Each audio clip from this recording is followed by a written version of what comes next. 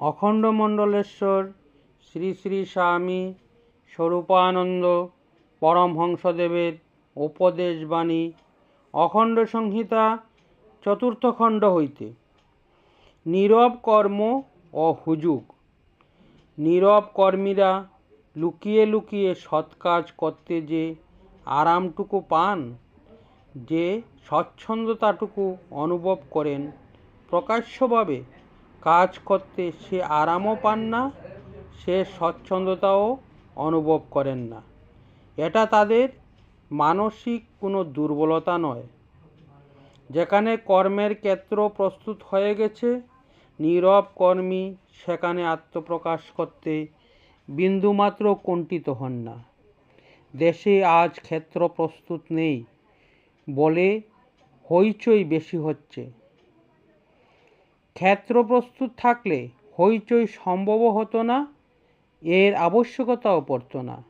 যাদের দিয়ে কাজ আদায় করে নিতে হবে, যেখানে তাদের স্বাভাবিক উদ্যম অত্যন্ত অল্প থাকে, সেখানে কৃত্রিম উদ্যমের সাহায্য কাজ আদায় করবার মতলবেই হুজুগ সৃষ্টি করতে হয়।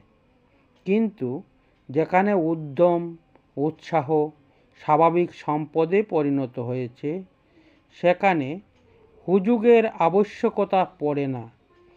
যে ক্ষেত্রে হুজুগের দ্বারা সৃষ্ট সাময়িক বা কৃত্রিম উদ্যমের দ্বারা কাজ করাতে হয়, সেক্ষেত্রে নেতৃত্বের বলগা তাদেরই হাতে থাকে যারা হুজুগ সৃষ্টিতে সুনিপুণ।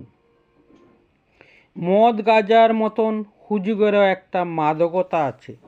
এই মৌতাতে একবার ধরলে শেষে হুজুগ ছাড়া কাজ চালানোই অসম্ভব হয়ে পড়ে। এজন্য অধিকাংশ কর্মক্ষেত্রেই হুজুগকে যথাসাধ্য সংযত করে রেখে চলা আবশ্যক। হুজুগের ফলে কর্মী মিলে অনেক, কিন্তু তাদের মধ্যে শেষ পর্যন্ত লেগে থাকার মতো লোক কম থাকে, এবং এই জন্যই এক্সপার্ট হ্যান্ডের নিপুণ কর্মীর অভাব প্রতি পদে অনুভব করতে হয়।